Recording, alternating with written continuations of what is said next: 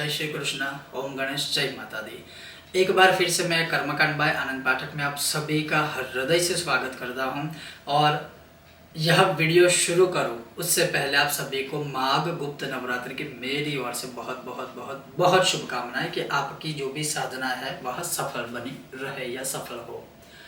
तो जैसे यह पूरी माघ नवरात्रि है तो हम उसमें क्या करें, कौन से मंत्र का अनुष्ठान करें या कौन से कवच का, कौन से पाठ का, कौन से स्तोत्र का, या क्या करें और क्या नहीं करना चाहिए। तो सबसे पहले तो ये जान ले कि अगर आप अनुष्ठान करते हो सविधि सनियम, तो उसके नियम को पहले जानिए कि 9 दिनों तक ब्रह्मचर्य का पालन करें, संभवतः भूमि शयन करें, साधु निंदा ब्रह्म निंदा से बचे, क्रोध करने से बचे, इधर उधर का खाने से बचे, एक समय फलाहार करे, एक समय अन्न का आहार करे, कलह करने से बचे, वाद विवाद से बचे।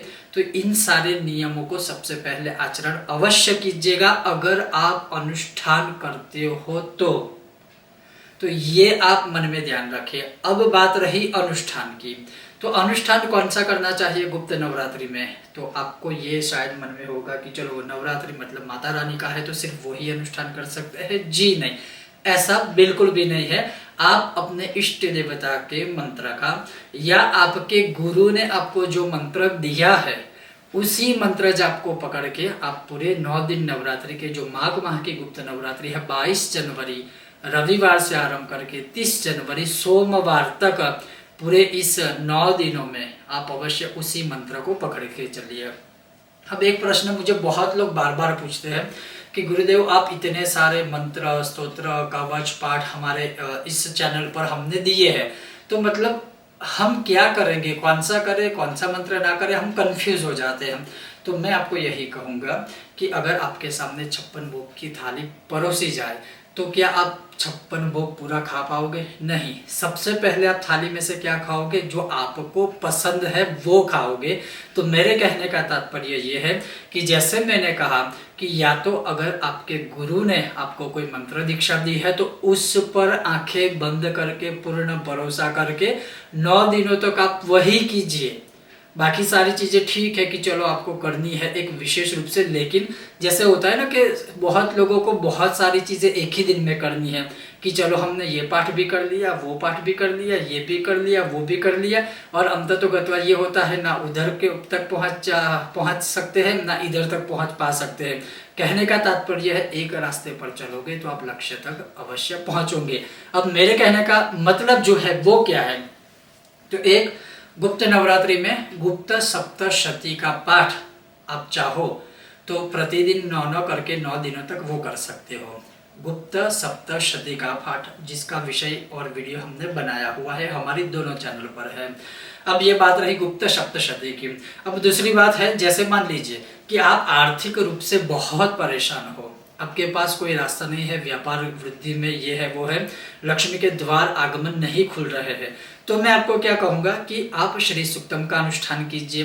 पूरे 9 दिनों तक आप डिवाइड कीजिए, अपने आप को भी डिवाइड करने की कोशिश करें। कैसे? अपने टाइम को, अपने आप को मतलब अपने टाइम को, कि प्रतिदिन मान लीजिए कि 1 घंटा मुझे कुछ भी हो जाए, 1 घंटा अर्थात 60 मिनट में 30 से 40 पाठ श्री सूक्तम के करने हैं, मतलब करने हैं चाहे कुछ भी हो जाए। तो 9 दिनों तक वो पकड़ के चलिए। उसके साथ आप चाहो तो चलो कनकधारा स्तोत्र का एक पाठ करो, या मतलब आपके इष्ट देवता जो भी है उसकी माला या मंत्र जाप चाहो तो आप कर सकते हो। लेकिन मूल रूप से जो आपकी समस्या है मैं उसका निदान आपको बता रहा हूँ। तो श्री सूक्त का पाठ कीजिए, और ये तो मैं एग्जांपल दे रहा हूँ। अगर आप चाहो तो प्रतिदिन 120 पाठ करो, 60 पाठ करो, 30 पाठ करो, आपके समय और संयोग के अनुसार है। तो अगर आप श्री सूक्तम का ही पाठ करते रहोगे पूरा दिन या जितना भी समय आपको मिलता है 9 दिनों तक, अवश्य आपको उसका फल मिलने से कोई भी शक्ति नहीं रोक पाएगी। अगर आपको तुरंत शीघ्र फल प्राप्त करना है, आकस्मिक धन की प्राप्ति करनी है, तो कनकधारा स्तोत्र का अनुष्ठान करने का प्रयत्न कीजिए। उसके अलावा अगर मैं बोलूं तो जैसे श्रीम एकाक्षरी बीज मंत्र हजारों लोगों के एक्सपीरियंस में हमारे पास मतलब सारे प्रकार के अनुभव है और सबने एक्सपीरियंस किए हैं बहुत सारे अलग अलग प्रकार के। श्री एकाक्षरी मंत्र अगर आपने सिद्ध किया हुआ है तो ठीक है, नहीं किया है तो आप इस नवरात्रि में प्रतिदिन इसका 5 माला, 10 माला, 11 माला, 15 माला, 20 माला, 25 माला या आपके पास समय हो उस हिसाब से उसका मंत्र जाप अनुष्ठान कर सकते हो। अवश्य आपको फल प्राप्त होगा ही होगा। इसके अलावा अगर मैं यज्ञ प्रकार बताऊं तो नित्य श्री सूक्तम का यज्ञ कीजिए 9 दिनों तक। नित्य श्री सूक्तम का यज्ञ कीजिए 9 दिनों तक। उसका भी प्रैक्टिकल वीडियो हमने बनाया हुआ है, आप हमारे चैनल पर देख सकते हो। अवश्य ही श्री कामः सततम जपेत, श्री की कामना आपको प्राप्त होने से संभव ही नहीं है कि कोई भी चीज रोक पाएगी। आपको अवश्य धन की प्राप्ति होगी ही होगी।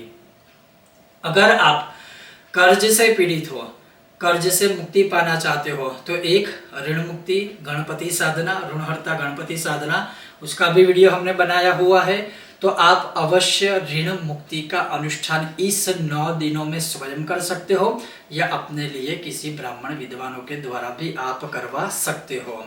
उसी प्रकार से ये पूरे जो भी अनुष्ठान मैं आपको बता रहा हूँ, हो सकता है कि चलो आप स्वयं नहीं कर पा सकते हो किसी संयोगवश कारणवश, तो आप अपने अपने परिवार के लिए अवश्य ही किसी विद्वान ब्राह्मणों के द्वारा आप करवा सकते हो अपने नाम अपने गोत्र के माध्यम से।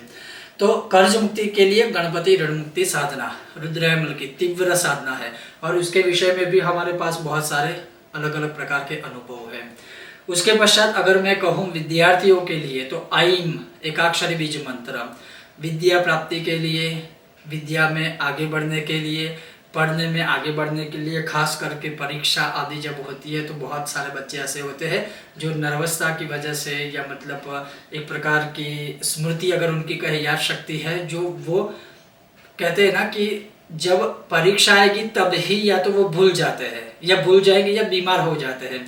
तो उन लोगों को इन 9 दिनों में अवश्य ही ऐम एकाक्षरी बीज मंत्र की साधना करनी चाहिए, माँ सरस्वती की अवश्य उपासना करनी चाहिए। और इस नवरात्रि में तो बसंत पंचमी भी आती है तो अवश्य वो चीज करनी ही चाहिए। उसके अलावा ब्रह्म विरचित जो श्री सरस्वती स्तोत्रम है उसके 13 पाठ 9 दिनों तक करने से भी विद्या प्राप्ति के द्वार अवश्य ही खुल जाते हैं। उसके अलावा अगर कोई शत्रुओं से पीड़ित है तो बगलामुखी माला मंत्र का नित्य 108 पाठ ऐसे 9 दिनों तक कीजिए तो अवश्य ही कैसा भी शत्रु क्यों नहीं होगा। अगर आप सही हो, सच्चे हो और सामने वाला सही में आपका शत्रु है तो उसकी बल बुद्धि क्षय हो जाएगी और कहीं ना कहीं आपकी कामना पूर्ण होगी। तीव्र प्रयोग हेतु आप बगला प्रत्यंगिरा कवच के भी पाठ कर सकते हो या करवा सकते हो।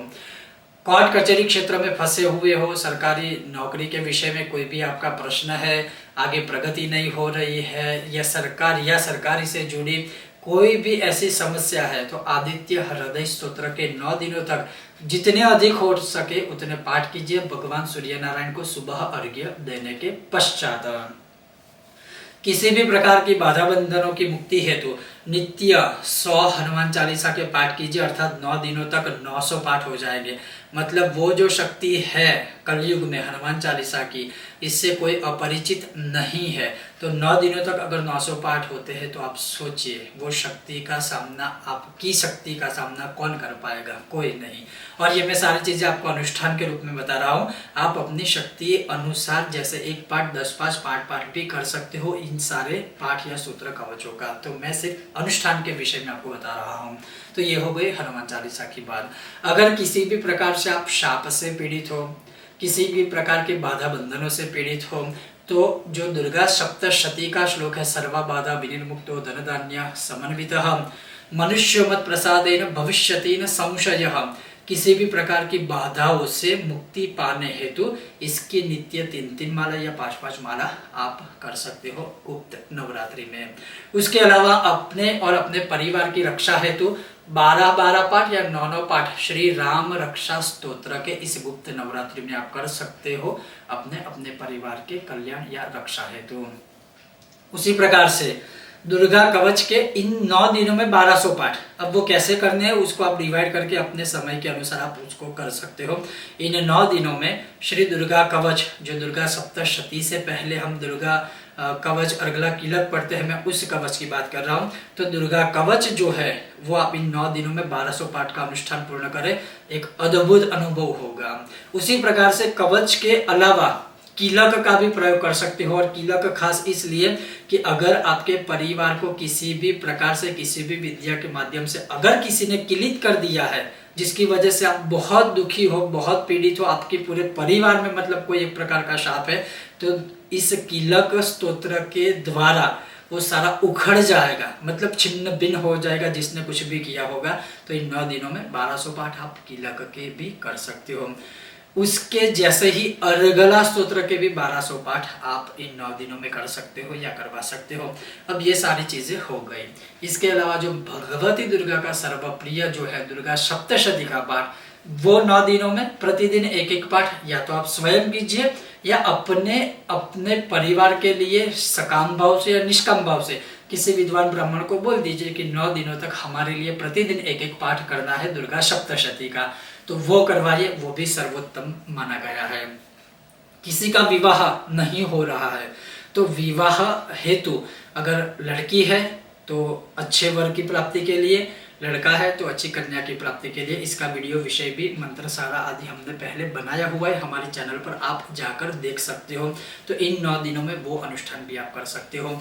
पितरों की पूर्ण कृपा प्राप्ति हो तो पितरों के मतलब किसी भी प्रकार के दोष के निवारण हेतु रुचि मुनि कृत जो अर्चिता नाम मृतानम जो स्तोत्र है, मैं बार बार कहता हूँ इससे अच्छा श्रेष्ठ अद्भुत और कोई पितरों का स्तोत्र नहीं है। आप इसके नित्य पाठ कर सकते हो, चाहो तो 9 दिनों में पूरा अनुष्ठान भी कर सकते हो। तो ये हो गए विभिन्न विभिन्न स्तोत्र कवच पाठ आदि। अगर आपका स्वास्थ्य अच्छा नहीं रहता है तो मृत्युंजय मंत्र का इन 9 दिनों में आप अनुष्ठान करवा सकते हो। 1.25 लाख मंत्रों का अधिक ब्राह्मणों को बिठा के अद्भुत एवं चमत्कारिक आपको फल प्राप्त होगा। मार्कंडेय कृत महामृत्युंजय स्तोत्र है, उसका भी इस 9 दिनों में आप अनुष्ठान कर सकते हो या करवा सकते हो। अब इसके अलावा मूल मंत्र की बात करें तो अगर आपके गणपति देवता है, इष्ट देवता, ओम गंग गणपते नमः मूल मंत्र के इन 9 दिनों में एक निश्चित मन में गांठ बांध लीजिए कि मुझे 10 माला करनी है, मतलब करनी है एनी हाउ, चाहे कुछ भी हो जाए। मैं तो अधिक कहूंगा लेकिन एग्जाम्पल दे रहा हूँ। तो इन 9 दिनों में प्रतिदिन आप वो माला कीजिए। आपके इष्ट देवता भगवान शिव है, ओम नमः शिवाय या हरिम नमः शिवाय की माला आप यथाशक्ति कीजिए इन 9 दिनों में। भगवान श्री हरि का मूल मंत्र ओम नमो भगवते वासुदेवाय 9 दिनों तक यथाशक्ति वो करें। सूर्य की उपासना आप चाहो 9 दिनों तक वो करें। माँ दुर्गा का नवारण मंत्र आइम हरिम क्लीम चामुंडाय विचे 9 दिनों तक आप चाहो तो वो कर सकते हो, या कोई भी आपके जो इष्ट देवता है उससे संबंधित कोई भी मंत्र है, मूल मंत्र इस 9 दिनों में कर सकते हो। और इसके अलावा जैसे विष्णु सहस्त्र पाठ है वो भी प्रतिदिन एक एक पाठ आप कर सकते हो।